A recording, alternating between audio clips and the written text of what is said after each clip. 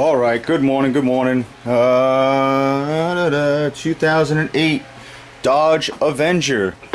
I wonder if this is the car they named the movie after. Customer complaint down at the beach over the weekend. And, oh, I popped it already. And it's running hot. And it's in the red, and the light is on that says check your gauge. And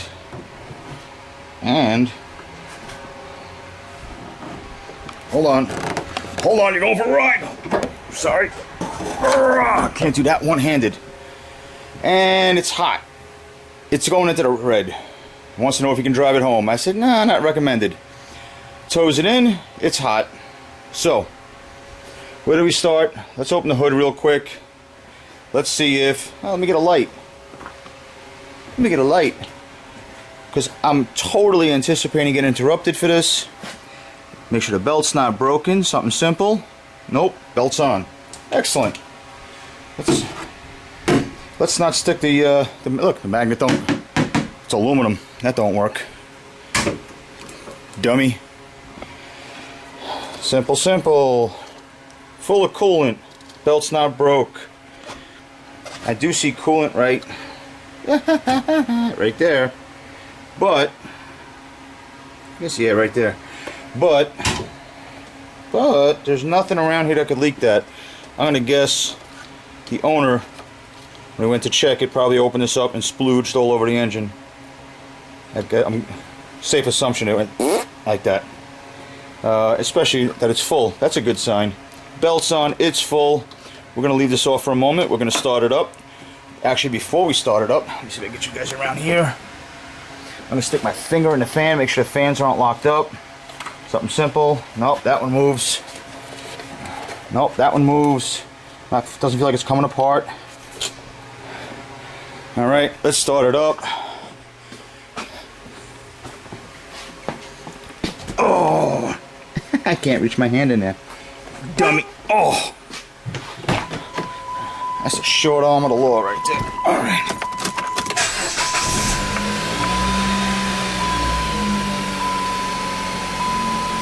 Well, I left the cap off on purpose.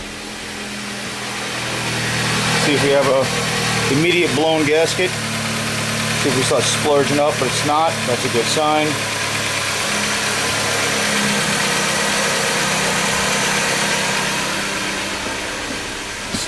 Two minutes in, we've already checked a bunch of stuff. Confirmed we don't have a broken belt. It's full of coolant. The fans aren't seized up. And we don't have a completely blown head gasket, if that's it. Did I mention it's an 08 with only 42,000 miles? 42,000. Crazy. Let's put. I know I'm shaking all over the place. Bear with me. Like I said, it's Monday, and I know I'm gonna get interrupted. Somebody's gonna come up behind me and go, "Why are you talking to yourself?" All right, AC's on. Let's go see if the fans come on.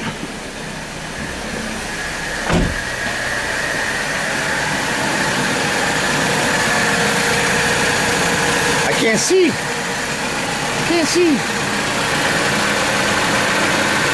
Neither one is on. We may have to wait for some pressure. Oh, coolant's pushing up already. That's never a good sign. Look at that. What's the chance this thing's got a blown head gasket at 42,000 miles? Now we're gonna make a mess. Watch this. Oh, now look what you did. All right. Well, again, I'm trying to show you with no light. There you go. Both fans are on. Yeah, like you can see it. You'll have to trust me. Both fans work. Outstanding. Now the next step is, let's shut the AC off and see. Now we can verify the problem. Now we get it nice and hot. Shut the AC off, fan should go off. Let the temperature come up on its own.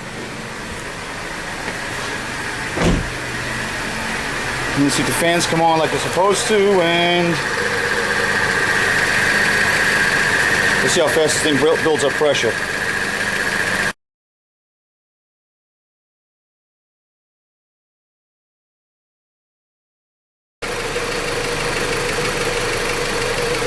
I will tell you, this thing's getting hot real quick.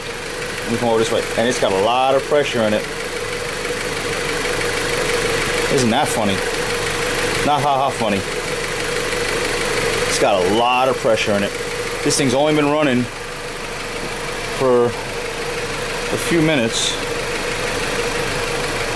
And it's got a boatload of pressure in there. Where'd you go? Where'd you go? Where'd you go? Where'd you go? Where'd you go? Engine coolant temp 189, 187, but it's not overheating. Man, it's got a lot of pressure in it. Well, next step's going to be pull out the my little blue dye sniffer and see if there's any gases in the coolant. I might have to suck some coolant out to do that one. Let me set that thing up and we'll go from there.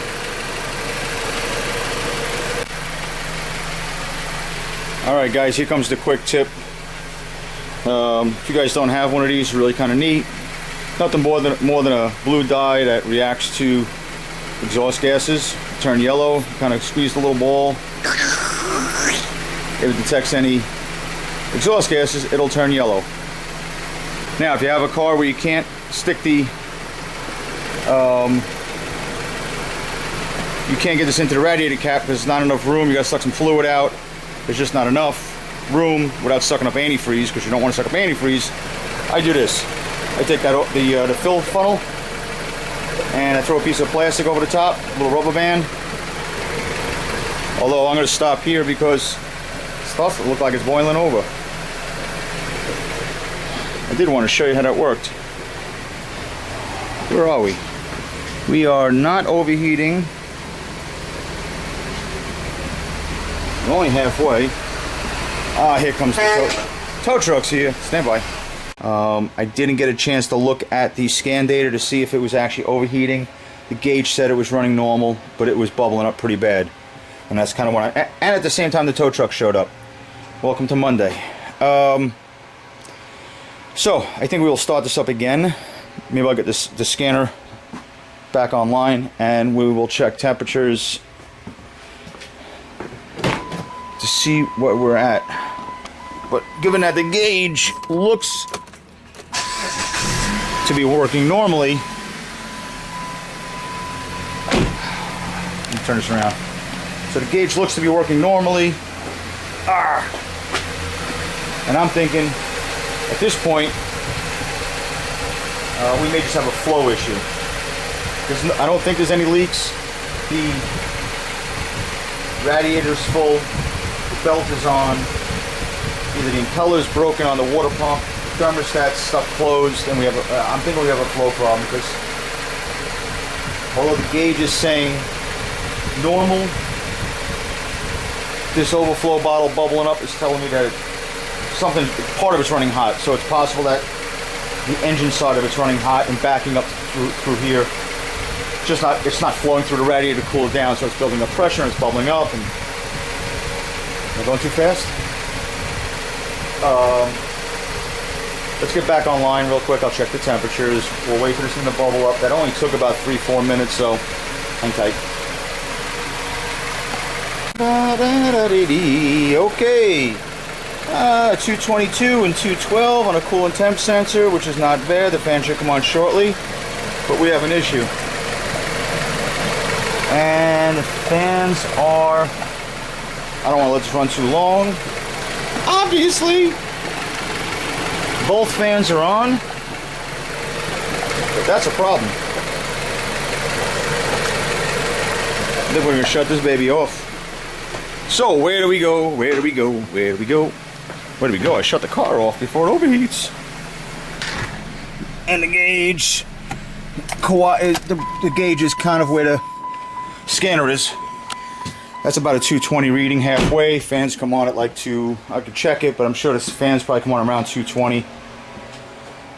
However, we have a real hot car.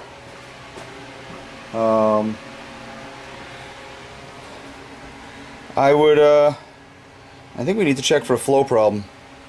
I think I'll start with pulling that thermostat out, and we'll go from there. And then there's always a chance the impeller and the water pump broke. At this point, it becomes educated guess, experience, unfortunately, but there's definitely a flow problem. And age of the car, I'd say let's start with the thermostat. Easiest to get to, easiest to do. So hang tight, let's get it apart. Alright, well, we can thank Dodge for overcomplicating something that didn't need to be overcomplicated. They actually went ahead and put two thermostats in this car. One is here, and that was the hood almost coming down on my head.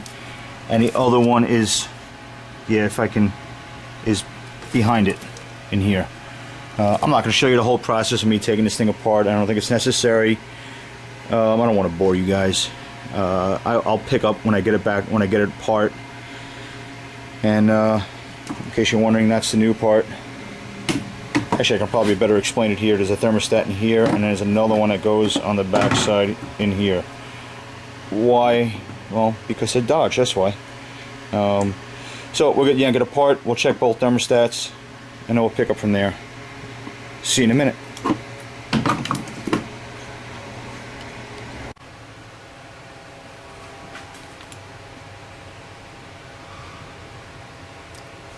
Quick science, 176 and dropping. Let's do this quick before we lose it. Test these thermostats out. Drop them in. Where we at?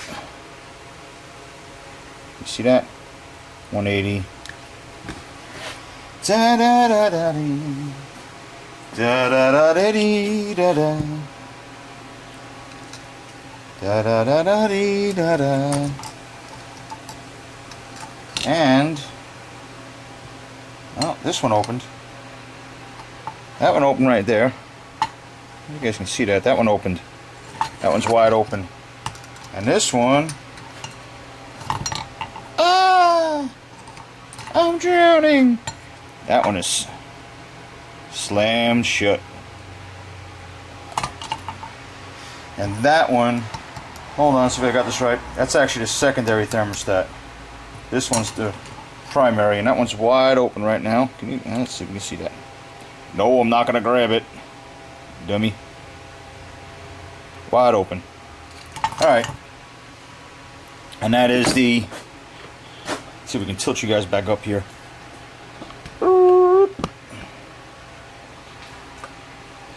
That would be. That's the primary one. The secondary one is the one that slams up against the block. But needless to say, it's closed. And just for goofs, I'm going to go back in. I'll put this water back on the stove. I'll get that baby up to 210, 215. Just to confirm that it doesn't open. Maybe it's supposed to. I didn't check. I will say, I didn't check the specs on the thermostat. So I was kind of winging it here. A little common sense, you know, 170, 180, this should open up, but maybe a little bit different on that one. So just so I don't look like a fool, because that's easy to do, I'm gonna go inside and heat that baby back up, and then we'll finish this install and recheck it and see if we got some flow and get this car out the door.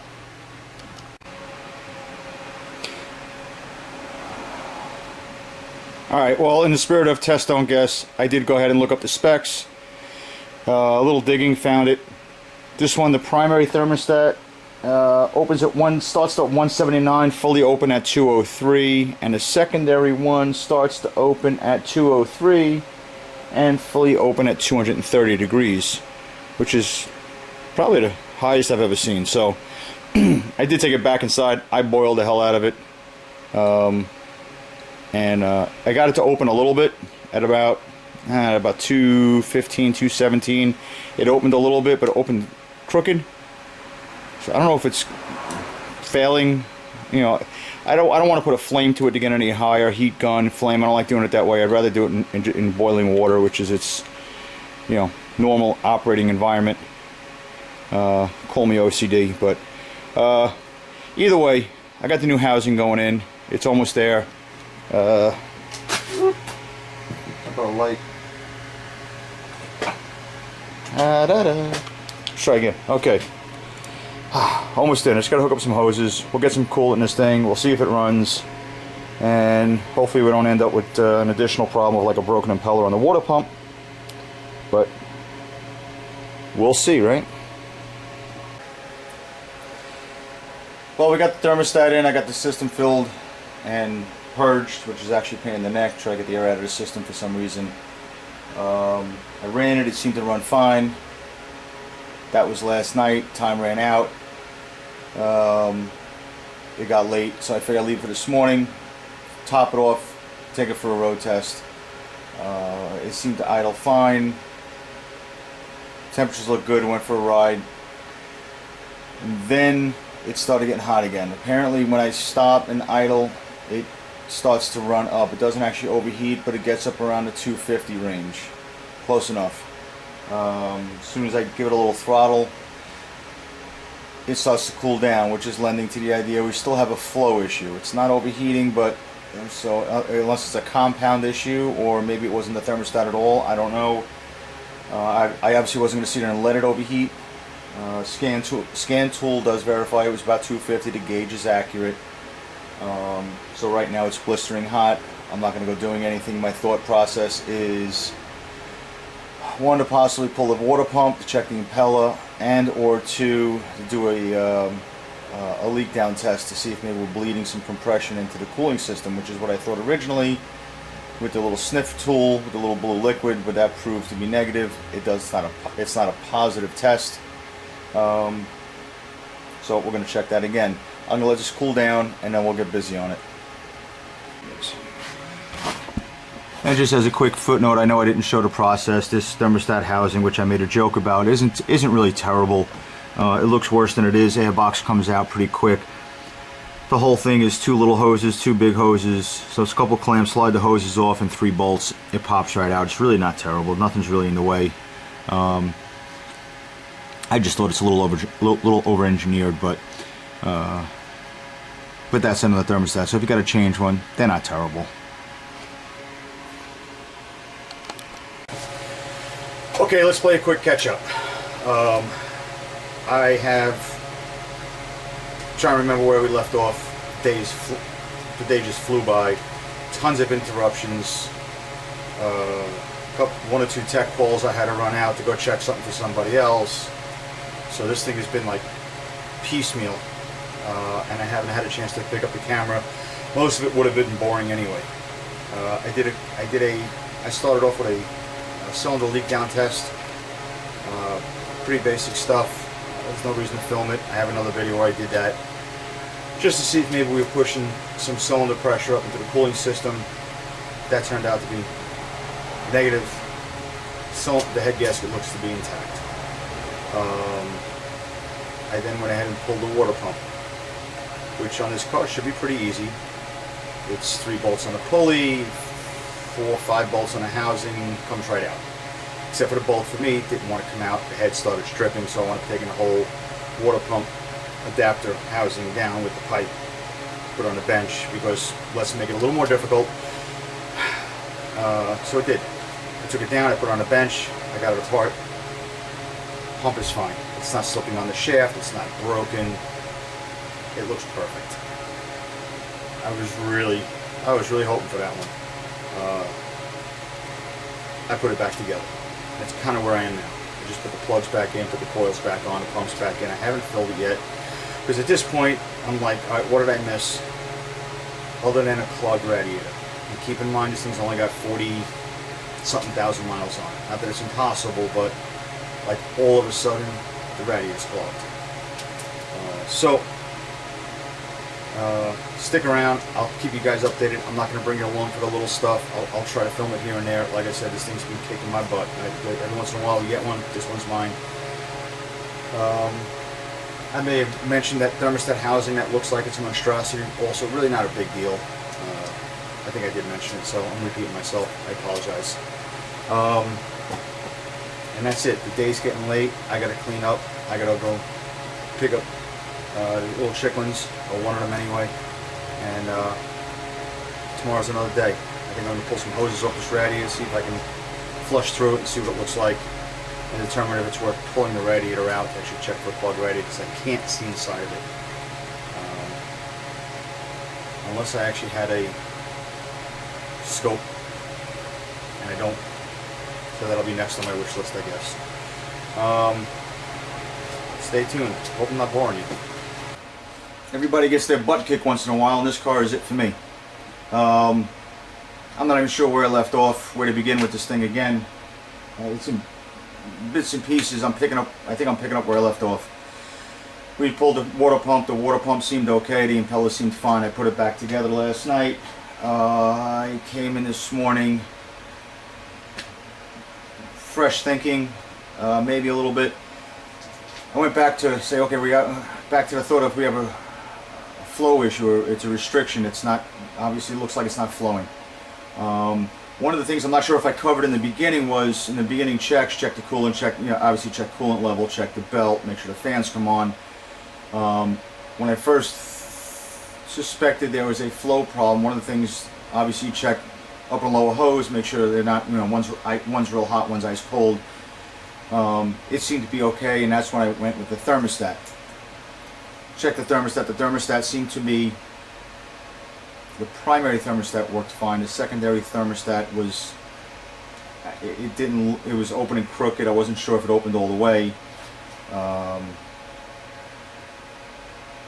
And I went from there. Filling it back up this morning, I said, you know what, before I fill it up, let me just push some water through the radiator and check it. And sure enough, I had a hard time doing it. Fill the radiator, crude test, upper and low, fill it up, try to hold your hand over the lower hose, or if you can't hold the lower hose up in the air, fill it up, see how long it takes to drain. Real crude test. It should take 2-3 seconds. That water should drain out the lower part of the radiator. I couldn't do that. It kind of drained and then trickled for 20-30 seconds. I tried going the other way. No junk came out, no sludge, no nothing. It just seemed like it wasn't flowing well. Thinking back, making sure, did I actually check the radiator? Yeah, I did. It seemed okay. But that was before the thermostats. Put the thermostats in, right? Now fast forward. Let me fill it back up. And I got a hard time purging this thing, which is another indication of a flow issue. Not exactly what, but there's a flow issue because I got the big red bucket on there, and it's trickling real slow, real slow, real slow. I'm giving it a little throttle. I'm trying to get some push through it. It kind of bleeds down a little bit. I put a little bit in. Not a normal thing. Get it pretty filled up. Get it up to operating temperature. Sure enough, the top hose is boiling hot. The bottom hose is ice cold. I don't remember being like that before. I know I checked it. Possibility. I'm trying to play this out in my head. Maybe it had a clogged radiator to begin with, but when both thermostats were working properly, it was okay. And again, it's a low mileage vehicle. They don't go far. It's a stop and go kind of to the store and back. It's got 40. It's a 10-year-old car with 40, not even 42,000 on it. Interruption with the phone. Sorry, pal. So possibly it had a clogged radiator and the thermostats were okay, so there was enough flow to keep it in check, and once that secondary thermostat started to go bad, it started to overheat.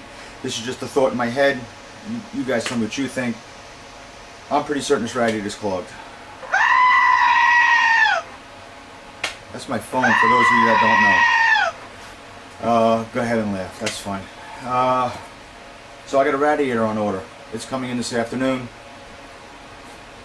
We'll pull it out. Of course, it's not a hard radiator, but I got to recover the AC, and okay, it's not one you can just slip out and slip back in. I wish that would be way too easy. Although the thermostat housing and the water pump work pretty easy, except for that bolt that didn't want to come out. All in all, this thing's been kicking my butt. I'm really trying not to make this video take longer than it needs to be, because I'm trying not to lose interest. This started out as a common sense approach to an overheating issue on any car, not just this car.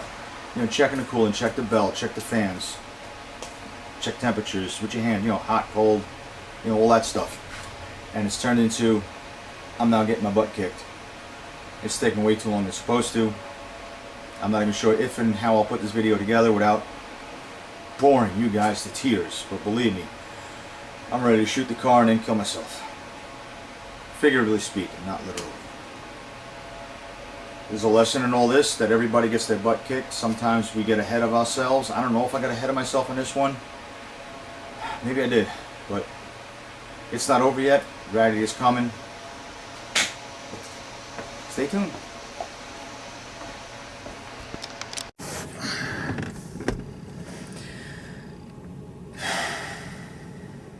Well, I think we're finally wrapping up the Dodge Avenger.